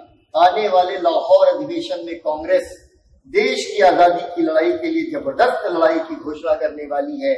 राष्ट्रीय इतिहास के इन कठिन क्षणों में नौजवानों के कंधों पर बहुत बड़ी जिम्मेदारी आ पड़ेगी। यह सच है कि स्वतंत्रता के इस युद्ध में अग्रिम मोर्चों पर विद्यार्थियों ने मौत से टक्कर ली है। क्या परीक्षा की इस घड़ी में वे उसी प्रकार की दृढ़ता और आत्मविश्वास का परिचय देने से हिचकिचाएंगे? भगत सिंह 1929 में कह रहे हैं कि कांग्रेस के आंदोलन में शामिल। ये तो देखिए पुष्प की अभिलाषा बहुत ही प्रसिद्ध कविता है, इसके बारे में मैं इसको नहीं पढ़ूंगा अभी, क्योंकि बहुत प्रसिद्ध है और बहुत ही लोकप्रिय है। जी, चिलचिलाती धूप और लोहे के मूठ वाली लाठी, किस तरीके से लड़ाई का लोग सामना करते थे, और मतलब ये तय होता था कि मतलब हमें हिंसा, मुझे लगता है उसी पर ये पूरा। अब हमें अभी पिछला पैनल देखा कि अहिंसा कायरों का हथियार नहीं है, तब हमने बताया कि गांधी जी क्या कहते, उससे एकदम ये उलट जुड़ा हुआ है, नहीं उससे जुड़ा हुआ, हाँ उससे जुड़ा है, मतलब कहाँ पे किस चीज की जरूरत है। हाँ। तो ये जो है गुजरात के वलसाड़ में एक धरासना नाम का एक कस्बा है, और वहां पर एक सॉल्ट फैक्ट्री होती थी, उसकी पिकेटिंग हो रही है, और उस पिकेटिंग पे धीरे धीरे सत्याग्रही हाथ में हाथ डाल के बढ़ते हैं। पुलिस लोहे की मूठ लगी लाठियों से उनको पीटती है, एम्बुलेंस दस्ता जाता है, उनको वापस लेकर स्टेशन पर आता है, और नया जत्था उनका सामना करने चला जाता है। अब बस इसमें एक बड़ी अच्छी चीज है, एक अमेरिकी पत्रकार है वेब मिलर, जिन्होंने इसका आंखों देखा हाल लिखा, और उन्होंने जो लिखा है वो बस सुन लीजिए तो आपके रोंगटे खड़े हो जाएंगे। क्या मजाल की मार्च करने वालों में किसी ने भी वार को रोकने के लिए हाथ उठाया हो। वे 10 पिन, एक प्रकार का खेल होता था जिसमें पुतले गिर जाते हैं, वे 10 पिन की तरह नीचे लुढ़क जाते। मैं जहां खड़ा था वहां से मैंने असुरक्षित खोपड़ियों पर कुत्सित प्रहार की आवाजें सुनी। जो लोग नीचे गिरे वे लौट रहे थे, बेहोश हो गए थे, या फूटी हुई खोपड़ी या टूटे हुए कंधों के साथ दर्द से कराह रहे थे। 2-3 मिनट में जमीन घायलों से पट गई। उनके सफेद कपड़ों पर खून के बड़े धब्बे फैले हुए थे। बचे हुए लोग बिना अनुशासन को तोड़े चुपचाप और हठपूर्वक तब तक चलते रहे जब तक कि उन्हें भी मारकर गिरा नहीं दिया जाता। ये अहिंसक सत्याग्रह है। सरोजिनी नायडू हैं, इमाम साहब हैं, गांधी जी के एक बेटे भी इसमें शामिल हैं इस मूवमेंट के अंदर, और बिल्कुल इसी तरीके का पैनल है। पेशावर में एक बाजार है, किस्सा खानी बाजार, खान अब्दुल गफ्फार खान खड़े हैं, खुदाई खिदमतगारों के नेता। इनकी गिरफ्तारी हो जाती है, उसके विरोध में प्रदर्शन हो रहा है, और किस्सा खानी बाजार के अंदर ये जो प्रदर्शन है इसमें हिंदू, मुसलमान, सिख सब इकट्ठे होकर के खड़े हुए हैं और सामने से 3 बख्तरबंद गाड़ियां आती हैं, लोगों को कुचलती हुई चली जाती है और उसके बाद उन पर गोलियों की बौछार कर दी जाती है। चंद्र सिंह गढ़वाली ने गोली चलाने से मना कर दिया तो अंग्रेजों को बुलाया गया, उन्होंने गोलियां चलाई और लोगों ने बिना भागे, बिना घबराए, बिना डरे गोलियों का सामना किया। और ऐसा कहते थे कि जैसे आगे जब लाशें पट जाती थी तो आगे के लोग पीछे के लोग आगे चले आते थे। एक सिख नौजवान है, वो चीख कर कहता है कि मुझे गोलियां मारो और अपना सीना खोल के खड़ा हो जाता है। अंग्रेजों ने वही किया और उसके पोस्टमार्टम रिपोर्ट के हिसाब से उसको शरीर में 21 गोलियां लगी। आजादी के आंदोलन में हर किसी की अपनी भूमिका है, अपनी तरह का योगदान है। तो नन्हे मुन्ने बच्चों की वानर सेना है, इसके बारे में ये इसलिए हमने बताया क्योंकि देखिए राष्ट्रवाद की जो लहर है उसे कोई भी अछूता नहीं, बिल्कुल बच्चे भी नहीं है, तमाम सारी मिसालें हैं। और उसमें एक ही मिसाल हमने ली, ये इंदिरा गांधी की फोटो है और इन्होंने कहा कि मेरे तो बाबा, मेरे पिता और पूरा घर परिवार, मेरी माँ, सब जो है आजादी की लड़ाई में लड़ रहे हैं, मुझे कुछ करना है। तो इन्होंने ये वानर सेना एक बनाई और इलाहाबाद में जब इसकी सभा हुई तो 1000 से ज्यादा बच्चे इकट्ठे हुए इस वानर सेना के अंदर कि हम भी आजादी की लड़ाई में अपना योगदान देना चाहते हैं। एक बार क्या हुआ कि बच्चे जा रहे हैं सड़क पर और तिरंगा झंडा लेकर पुलिस उनके झंडे छीन लेती थी, तो बच्चों ने ही अपनी माँ को जाकर बताया कि माँ ऐसा करो कि हमारे कपड़े तिरंगे सिल दो तो कपड़े थोड़ी उतार लेंगे। तो बच्चे तिरंगे कपड़े पहन के अंग्रेजों को मुंह चिढ़ाते हुए आगे बढ़ते। बहुत सारे ऐसे छोटे छोटे किस्से। इस पर तो, इस पैनल पर मैं क्या बोलूंगा, इस पैनल पर तो आप ही जो है घंटों बोल सकते हैं। खींचो न कमानों को, न तलवार निकालो, जब तो मुकाबिल हो तो अखबार निकालो। हाँ, बिल्कुल आपकी बात सही है, लेकिन दरअसल बात यह है कि इस समय जैसे आपने पिछले पोस्टर में बताया कि हर व्यक्ति का कंट्रीब्यूशन है, तो पत्रकारिता ने कितनी अहम भूमिका निभाई। जो आपके गुरु हैं विपिन चंद्र ने, जो आज भारत का स्वतंत्रता संघर्ष है उसमें बाकायदा पत्रकारिता पर एक चैप्टर ही है कि किस तरीके से पत्रकारिता ने आजादी के आंदोलन में भूमिका निभाई। हम लोग इस आंदोलन को पैनल्स के माध्यम से देख रहे हैं और लोगों का कंट्रीब्यूशन देख रहे हैं, लेकिन आज की हम पत्रकारिता की भी भूमिका को देखते हैं तो दुख भी होता है, और जब इन चीजों को देखते हैं तो गर्व का भी होता है। तो मैं विद्यार्थियों से, दर्शकों से भी कहूंगा कि 2 तरह की है पत्रकारिता, एक इतिहास में दर्ज होने वाली है और एक आज जो थोड़े तबके के द्वारा की जा रही है। तो दोनों में अंतर करें और दोनों के अंतर को महसूस करें। देश के जो कंट्रीब्यूशन है उस पत्रकारिता।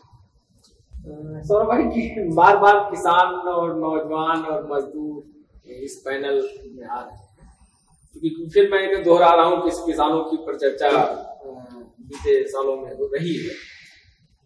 सरदार जी को, पटेल को जो सरदार बनाया वो किसान आंदोलन नहीं बनाया, बारडोली के आंदोलन में। तो इस पोस्टर का जो मजमून है उसके बारे में बिल्कुल, मूल रूप से ये एक तो सरदार पटेल और किसान आंदोलन दोनों को आपस में जोड़ने की बात है। हमने नेहरू और किसान देखा, हमने सरदार पटेल और किसान देखा और गांधी और किसान भी देखा। तो जाहिर सी बात है ये सारे के सारे जो बड़े नेता हैं उनका अपने जमीनी आंदोलनों से बहुत तगड़ा जुड़ाव रहा। और बारडोली के तो सरदार वाकई सरदार वल्लभ भाई पटेल रहे ही।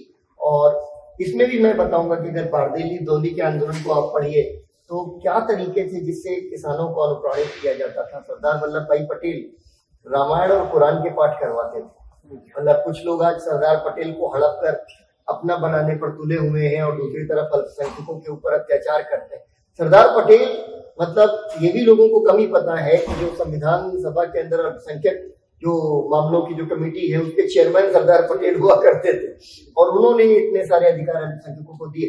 तो सरदार पटेल की जो हड़प परियोजना है उसको काउंटर करने के लिए कि भाई आजादी की लड़ाई, और आजादी की लड़ाई के अंदर सरदार पटेल और वो बारडोली की जो महिलाएं हैं वो उनको ये उपाधि देती है। सर भाई, एक जो है ये जो बलिदान की परंपरा है इसको लेकर एक व्हाट्सएप यूनिवर्सिटी ने एक मिथ बनाया हुआ है और एक खास राजनीतिक दल और उससे जुड़े कुछ संगठनों ने कि गांधी ने भगत सिंह को नहीं बचाया।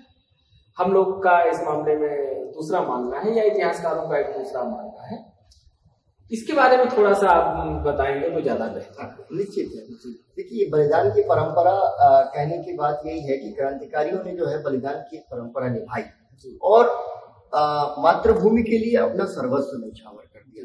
सर्वस्व में जो सबसे बड़ी चीज है वो जान होती है, वही उन्होंने अपनी न्यौछावर कर दी। और मैं हमेशा कहता हूं कि देखिए, जो हंसते हंसते फांसी का फंदा चूम लिया, आपने कहीं भी पढ़ा होगा तो यही पढ़ा होगा कि भगत सिंह ने हंसते हंसते फांसी का फंदा चूम लिया। ये हंसते हंसते क्यों लिखा जाता था? रोते रोते नहीं लिखा, या फांसी का फंदा चूम लिया से भी बात खुलती नहीं है। उनको अपनी शहादत को लेकर गर्व होता था। तमाम सारे क्रांतिकारी जो हैं वो अपने आप को सौभाग्यशाली मानते थे कि हमें वतन पर कुर्बान होने का मौका मिला, और इस खुशी में उनका वजन बढ़ जाया करता था। अब जो चीज आपने पूछी कि देखिए, भगत सिंह जो है उन्होंने कहा कि हमारे लिए कोई मर्सी पिटीशन नहीं देना। अपने पिता के साथ उन्होंने कहा, उनके साथ लगभग झगड़ा हो गया कि आप मेरे लिए, मेरी जान की जो है के लिए जाकर अंग्रेजों के सामने गिड़गिड़ाएंगे। तो ये भगत सिंह का भी अपमान है जी, ये भगत सिंह का भी अपमान है जो लोग ऐसे प्रश्न उठाते हैं। इसके बावजूद मैं बताना चाहूंगा कि गांधी जी ने 3 चिट्ठियां वायसराय को लिखी और वायसराय ने उनको आश्वासन दिया था कि इस मुद्दे पर हम अलग से विचार करेंगे। लेकिन एक कंस्पिरेसी ये थी कि अगर गांधी जी के रहते भगत सिंह को फांसी हो जाती है तो गांधी जी को युवाओं में अलोकप्रिय बनाया जा सकता है। इसलिए बाद में अपनी डायरी के अंदर ये जिक्र उन्होंने कर दिया कि मतलब गांधी जी ने इस पर कोई बातचीत ही नहीं की गांधी इम्पैक्ट के दौरान। लेकिन ये भी देखना होगा कि गांधी जी ने तकरीबन 90,000 राजनीतिक कैदियों को जो गैर हिंसात्मक कार्यवाहियों में थे उनको जेल से बाहर निकालने में भी सफलता प्राप्त की। मूल रूप से इस पर लंबी बात हो सकती है, कभी जब बात करेंगे तो विस्तार से। अभी हमने कहा ना कि क्रांतिकारी आंदोलन और कांग्रेस ये अलग अलग आंदोलन नहीं है, ये लाला जी हैं, लाला लाजपत राय हैं, और इसका पैनल का टाइटल है हम लाला जी की मौत का बदला लेंगे। लाला जी कौन है? लाला जी कांग्रेस के नेता है, बहुत बड़े कद्दावर नेता है।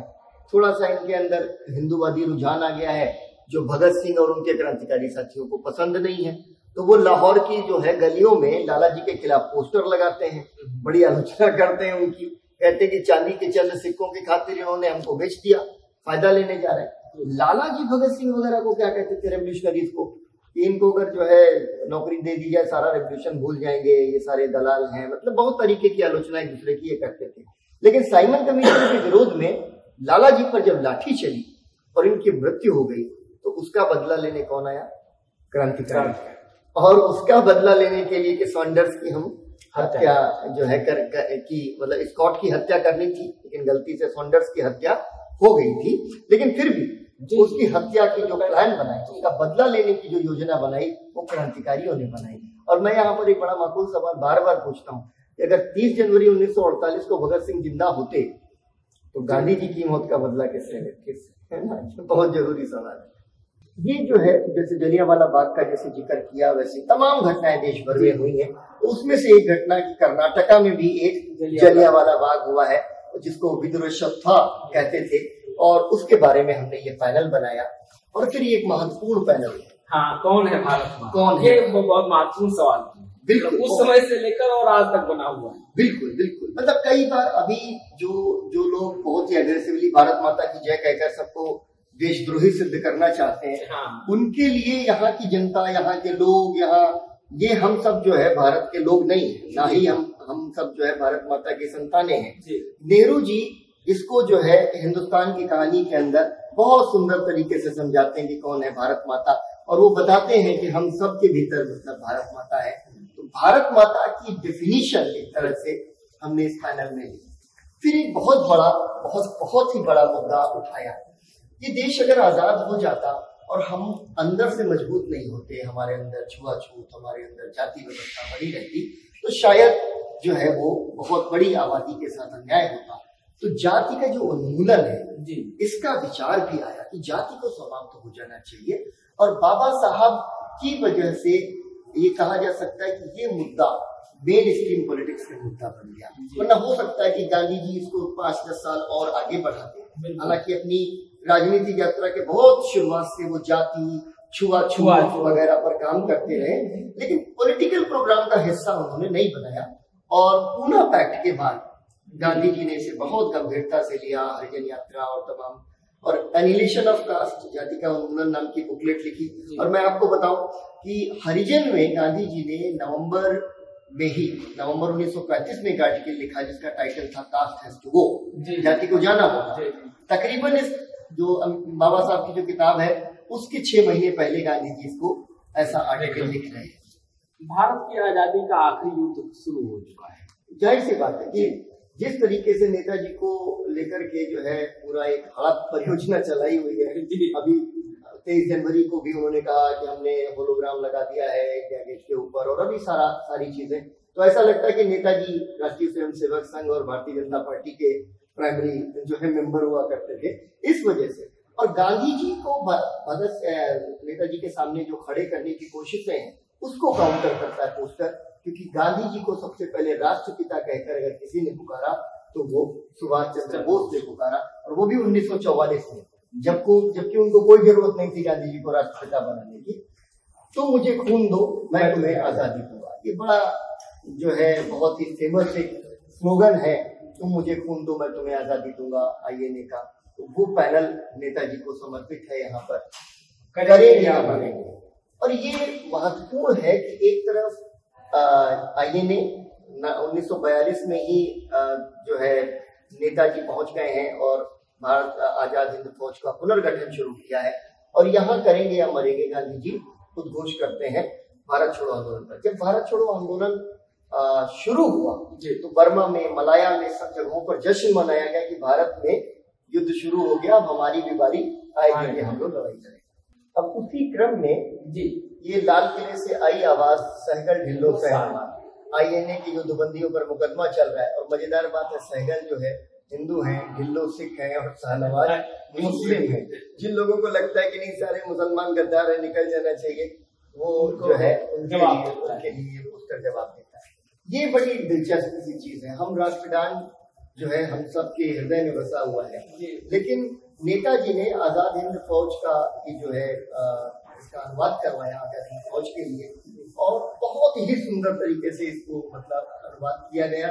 और इसको फिर कैप्टन राम सिंह ठाकुर ने इसका कॉम्पोजिशन तैयार किया, और इसका अनुवाद किसने किया? हसन और मुमताज हुसैन। नेताजी हसन और मुमताज हुसैन को ये जिम्मेदारी दे रहे हैं कि आप ये इसका अनुवाद करें, इसको जरूर हमें गाना चाहिए। और इसमें आपको राष्ट्रगान वाला भाव मिलेगा, हालांकि इसके साथ वो वाला कोड लागू नहीं है, लेकिन फिर भी हम सावधान की मुद्रा में अगर आ जाए कि शुभ सुख चैन की बरखा बरसे भारत भाग्य है जागा, पंजाब सिंध गुजरात मराठा द्राविड़ उत्कल बंगा, चंचल सागर विंध्य हिमाचल यमुना यमुना गंगा, तेरे नित गुण गाए तुझसे जीवन पाए, सब जन पाए आशा, सूरज बनकर जग पर चमके भारत नाम सुहागा, जय हो जय हो जय हो जय जय जय हो।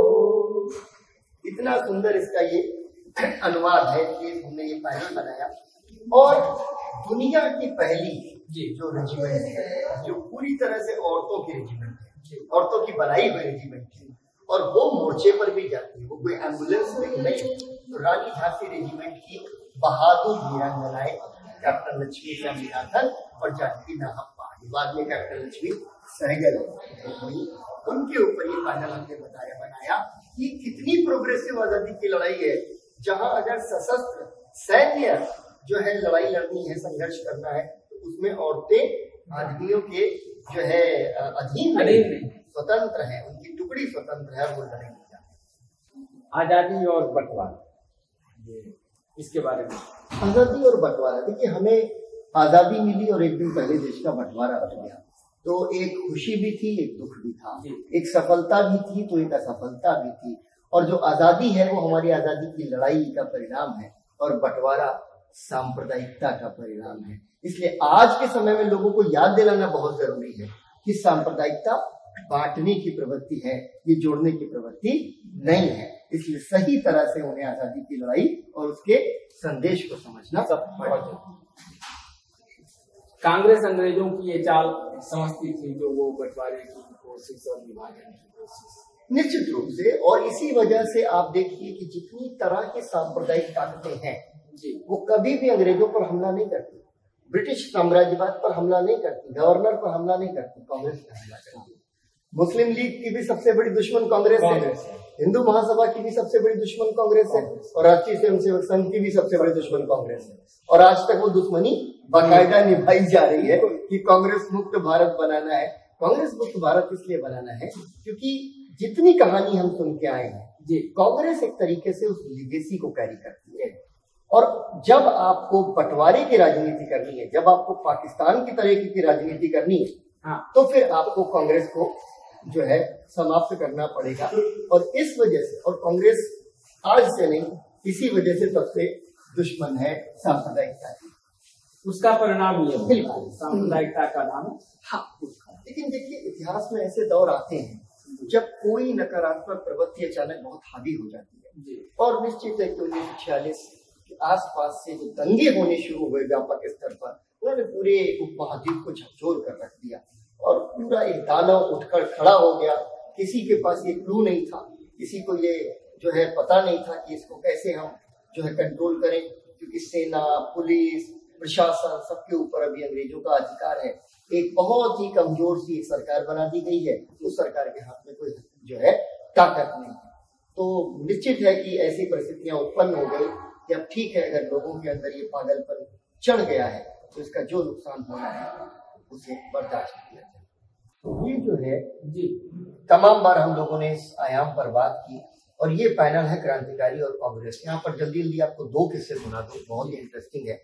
एक बार एक रेवोल्यूशनरी क्रांतिकारी भगत सिंह के पास आते हैं, चंद्रशेखर आजाद के पास आते हैं और कहते हैं कि हमें कुछ पैसों की जरूरत है, तो क्या कुछ डकैती वगैरह प्लान करें। तो चूंकि काकोरी के बाद में चंद्रशेखर आजाद को यह सबक मिल गया था कि डकैती वगैरह डालना सही तरीका नहीं है, वो उससे कहते हैं आसानी से जितना चंदा हो जाए इकट्ठा कर लो, बाकी की जरूरत कांग्रेस पूरा कर देगी। ये चंद्रशेखर आजाद के शब्द है। दूसरी चीज ये है कि कानपुर कांग्रेस कमेटी में एक ऐसा वाकया हुआ कि कोई क्रांतिकारी जाता है कि किसी एक्शन के लिए पैसे की जरूरत है, और वहां जो अध्यक्ष है, उनका जो सदर है, वो अपनी गुल्लक से पूरा का पूरा पैसा क्रांतिकारियों को दे देता है और रजिस्टर में लिख देता है आपद मत, मतलब वो इमरजेंसी फंड जो है किसी को दे दिया। तो इस तरह से दोनों जो क्रांतिकारी आंदोलन और कांग्रेस आपस में गुथे हुए हैं, और इस पर बहुत लंबी चर्चा हम लोग कर सकते हैं, तो फिर कभी। अब साझी संस्कृत का क्या योगदान है हिंदुस्तान के लिए? मुझे लगता है उसके लिए पहला, मतलब मैं ये कहूंगा कि एक पहेली है कि हिंदुस्तान में जितने लोग हैं उन्हें हिल मिल के भाई भाई की तरह रहना है। अगर कोई किसी को इतना सा ये वाक्यांश दिखा के पूछा जाए कि किसने कहा होगा, तो लोग कहेंगे गांधी ने कहा होगा, नेहरू ने कहा होगा, अलग अलग अलग। लेकिन ये सरदार पटेल का कोटेशन है, लंबा सा कोटेशन है, और यहाँ भाई भाई की तरह रहने में वो हिंदू और मुसलमानों को कह रहे हैं कि वो एक देश के हिस्से हैं। और ये 1947 के पहले नहीं, 1949 की ये मुंबई का एक प्रसिद्ध भाषण है। हाँ, तो ये आजादी की लड़ाई का एक आप चीज का विधान देखिए कितना बड़ा है, कितना विस्तृत है, कि औरतों के लिबरेशन की भी बात करती है, किसानों के, मजदूरों के मुद्दों की भी बात करती है। इसके अंदर जो है भारत का जो अंतिम जन है, इसकी बात गांधी जी करते हैं, उसके भी उत्थान की बात इसके अंदर निहित है। तो राष्ट्रवाद की ये संकल्पना बड़ी इमेंसिपेटरी है, मतलब सबको मुक्त करने वाली संकल्पना है, किसी को बंधक बनाने वाली संकल्पना नहीं है। और ये मैंने ये पैनल हम लोगों ने इसलिए बनाया, कांग्रेस अधिवेशन का एक विहंगम दृश्य, कि ये देखे लोग कि अधिवेशन होते कैसे थे। और कांग्रेस दरअसल एक तरीके से आम जनता की प्रतिनिधि किस तरह से 1938 में कांग्रेस में उसका अधिवेशन हरिपुरा में होता है, और वहां पर विठल नगर का निर्माण किया गया है, और 400 एकड़ जमीन बगैर किराए कांग्रेस को किसानों ने अपनी दी, इसमें से 193 एकड़ जो है जमीन मुसलमानों ने भी दी थी कि हमारी भी जमीन आपके अधिवेशन के लिए होनी चाहिए। भारी भीड़ उमड़ी है। रेलवे स्टेशन के पास जो मुसाफिर खाना था, उसको माल गोदाम था, उसको मुसाफिर खाना बनाना पड़ेगा, इतनी भीड़ है, कहाँ उसको रोकेंगे। और सारी जो सड़कें विठल नगर तक आती थी, उस विठल नगर तक आने वाली सारी सड़कों की मरम्मत कांग्रेस के वॉलंटियर्स ने की। एक जगह पर एक नदी पर पुल बनाना था, पुल नहीं था मजबूत, तो पुल भी कांग्रेस के वॉलंटियर्स ने अपने आप से बनाया। वहां पर जो है बिजली का भी इंतजाम किया गया, पानी के लिए अलग इंतजाम किए गए। 10 तो बाजार थे पूरे विट्ठल नगर के अंदर, 10 के करीब बाजार बनाए गए। अस्थायी बाजार के अधिवेशन में जो लोग आएंगे वो खरीद फरोख्त कहाँ से करेंगे? आप सोच सकते हैं कि इतना बड़ा अधिवेशन, लोगों का इतना बड़ा हुजूम और शहरों की तरह प्रबंध। कांग्रेस ने इस अधिवेशन में खान पान की व्यवस्था के लिए 500 गायें खरीदी, क्योंकि दूध भी चाहिए था और घी भी चाहिए था। तो फिर 500 गायें भी खरीदी गई। हर जगह भोजनालय लगे हुए, 16 भोजनालय थे जी उसमें, और एक भोजनालय में एक समय में 500 लोग बैठ के एक साथ खाना खा सकते थे। 10,000 लोगों के रुकने की व्यवस्था अस्थायी रूप से अधिवेशन के अंदर की गई। ये बहुत विहंगम दृश्य है। और यहाँ एक बार फिर से एक बार स्वयंसेवक सेनाएं की कांग्रेस सिर्फ चुनाव लड़ने के लिए नहीं है, कांग्रेस की भूमिका उससे कहीं ज्यादा बड़ी और व्यापक रही है। सेवा संगठन का बहुत व्यापक रहा है। और मुझे लगता है कि पिछले 50 सालों में, 40-50 सालों में इस भाव का कहीं ना कहीं क्षय हो गया। हम बहुत से लोग उसको चुनाव के जो है आधार पर उसकी व्याख्या कर सकते हैं, लेकिन मेरे लिए ये जो इरोजन है, जो उसका क्षरण है, वो कांग्रेस की स्वयंसेवक सेनाओं का क्षरण है। इनकी जब तक हम पुनर्स्थापना नहीं करते तब तक वो डोमिनेंस, वो हेजेमनी शायद वापस नहीं आएगी। सौरभ भाई, जो तटस्थ हैं समय लिखेगा उनके भी अपराध, बड़ी चर्चित कविता है दिनकर जी। ये उस समय के संदर्भ में तो है ही है, बड़ी महत्वपूर्ण जो मौजूदा परिस्थितियां हैं, मुझे लगता है उस आज के समय के लिए भी बड़ी महत्वपूर्ण है। तो उस समय का संदर्भ क्या है? ये इकलौती ऐसी कविता है जो आजादी के बाद लिखी गई और हमने अपने इस पैनल में इसको शामिल किया है जी। इसी मैसेज की वजह से कि जो तटस्थ है समय लिखेगा उनके भी अपराध। लेकिन हमने इस कविता को इसलिए भी शामिल किया कि दिनकर को भी हाँकने की कोशिश है। हाँ, और ये जो लाइन है अक्सर आपको लोग बोलते हुए मिल जाएंगे, लेकिन इसके आगे की लाइन अगर वो पढ़ लें तो समझ में आएगा कि दिनकर कहना क्या चाह रहे हैं। समर शेष है अभी मनुज भक्षी हुंकार रहे हैं, गांधी का पी रुधिर जवाहर पर फुंकार रहे हैं। समर शेष है अहंकार इनका हरना बाकी है, वृक्ष को दंतहीन अहि को निर्विष करना बाकी है। समर शेष है शपथ धर्म की लाना है वह काल, विचरे अभय देश में गांधी और जवाहरलाल। तिमिर पुत्र ये दस्यु कहीं कोई दुष्कांड रचेना, सावधान हो खड़ी देश भर में गांधी की सेना। बलि देकर भी बलि स्नेह का मधु व्रत धारो साधो रे, मंदिर और मस्जिद दोनों पर एक तार बांधो रे। समर शेष है नहीं पाप का भागी केवल व्याध, जो तटस्थ है समय लिखेगा उनके भी अपराध। ये कविता है। ये जानिसार अख्तर की भी कविता हमने इसलिए ली कि जानिसार अख्तर ने आजादी की लड़ाई के दौरान जो गीत लिखे गए उसको कंपाइल किया, बहुत ही खूबसूरत उसका कंपाइलेशन है। और ये जो आज का स्लोगन है आवाज दो हमें, ये स्लोगन यहीं से निकल के इस कविता से आया है। और कितना खूबसूरत इसका मैसेज है। एक है अपना जहां, एक है अपना वतन, अपने सभी सुख एक हैं, अपने सभी गम एक हैं, आवाज दो हमें। बड़ी खूबसूरत ये कविता है। पूरे आंदोलन का मुझे लगता है कि शायद ही कोई आंदोलन हो जिसमें ये पंक्ति ये नारा न लगाया जाता।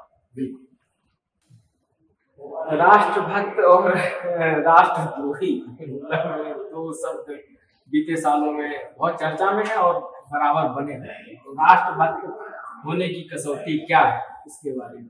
ये राष्ट्रभक्त होने की जो कसौटी है, ये एक तरीके से हम अपनी एग्जीबिशन को यहाँ समअप करने वाले हैं और हम लोगों को बता रहे हैं कि ये जो लोग आज मतलब सांप्रदायिकता, जो राष्ट्रवाद का चोला ओढ़ के आई है, इसको सही से पहचानने की जरूरत है। राष्ट्रभक्त होने की कसौटी, मैं इसको ऐसे ही पढ़ देता हूँ इसमें। सांप्रदायिकता आपस में लड़ाने वाला विचार है या धर्म की राजनीतिक दुकानदारी है। धर्म हमारा निजी मामला है। हम हिंदू, मुस्लिम, सिख, ईसाई, बौद्ध या जैन हो सकते हैं, लेकिन हम सबसे पहले भारतीय हैं। यह पवित्र विचार ही हमारे राष्ट्र को जोड़ता है। लेकिन सांप्रदायिकता हमारे धर्म को ही राष्ट्र बनाती है। जैसे मुस्लिम लीग ने इस्लामिक राष्ट्र का नारा लगाया, वैसे ही हिंदू सांप्रदायिक हिंदू राष्ट्र का नारा लगाते हैं। अपने धर्म पर गर्व करने में कोई हानि नहीं है, लेकिन क्या हमारा धर्म ही हमारा राष्ट्र हो सकता है? जी, क्या हम कह सकते हैं कि हम सबसे पहले भारतीय नहीं हिंदू या मुसलमान हैं? नहीं कह सकते। तो समझिए हमें अपने देश से प्यार है, कह सकते हैं तो समझिए हम अपने देश को बांट रहे हैं। ये है राष्ट्रभक्त होने की कसौटी, और ये सबसे बड़ा मैसेज इस एग्जीबिशन के मार्फत हम कन्वे करना चाहते हैं। तो पिछले पैनल में मैंने कहा था कि सांप्रदायिकता राष्ट्रवाद का चोला ओढ़ के आई है। जी। लोगों को लग रहा है यही राष्ट्रवाद है, लेकिन है वो सांप्रदायिकता। और यहाँ इस पैनल में मैंने लिखा राष्ट्रवाद बनाम सांप्रदायिकता। और क्यों लिखा? क्योंकि यह फर्क बार बार बताने की जरूरत है। आजादी की लड़ाई सबसे बड़ी राष्ट्रवादी लड़ाई थी, उससे बड़ी राष्ट्रवादी लड़ाई तो नहीं लड़ी गई ना। अंग्रेजी राज की बेड़ियां काटकर देश को आजाद करना था। कांग्रेस इस लड़ाई की अगुवाई करने वाली राष्ट्रवादी ताकत थी, लेकिन अंग्रेजों की शह पर सांप्रदायिकता राष्ट्रवाद का विरोध करती थी। आज वही सांप्रदायिकता खुद राष्ट्रवाद होने का दावा करती है। लोगों में यह गलतफहमी दूर करना बेहद जरूरी है। राष्ट्रवाद और सांप्रदायिकता एक दूसरे के विरोधी हैं, एक दूसरे के पर्याय नहीं। आजादी की लड़ाई हमें राष्ट्रवाद की यही परिभाषा सिखाती है। इसलिए हमने कहा कि इसे बहुत ही सरल शब्दों में हमें लोगों तक पहुंचाना चाहिए। बहुत अच्छा है। तो ये हमारा आखिरी पैनल है। इसके पहले हमने राष्ट्रगान का एक हिंदी अनुवाद पढ़ा, जो कैप्टन राम सिंह ठाकुर ने जिसका कंपोजिशन बनाया था नेताजी के आदेश पर। और अब हम ये वंदे मातरम गा रहे हैं। और फाइनली इस एग्जीबिशन के लिए मेरी आपसे जरूर रिक्वेस्ट रहेगी, ये पूरी जो टीम है इनके साथ में हम लोग राष्ट्रगान के साथ ये एग्जीबिशन खत्म करें। तो सबसे पहले मैं इसको पढ़ता हूँ, क्योंकि ये ऐसी चीज है जो आजादी की लड़ाई का एक तरह से स्लोगन थी, या उसका जिसे कहेंगे सिग्नेचर सॉन्ग थी। जी। वंदे मातरम सुजलाम सुफलाम मलयज शीतलाम शस्य श्यामलाम मातरम वंदे मातरम शुभ्रजोत्सना पुलकित यामिनी फुल्लकुसुमित द्रुमदल शोभिनी सुहासिनी सुमधुर भाषिणी सुखदां वरदां मातरम वंदे मातरम वंदे मातरम। और भाई ये जो भारत गाथा आपके जरिए हम सभी लोगों ने देखी, और तो उसके लिए आपका बहुत शुक्रिया।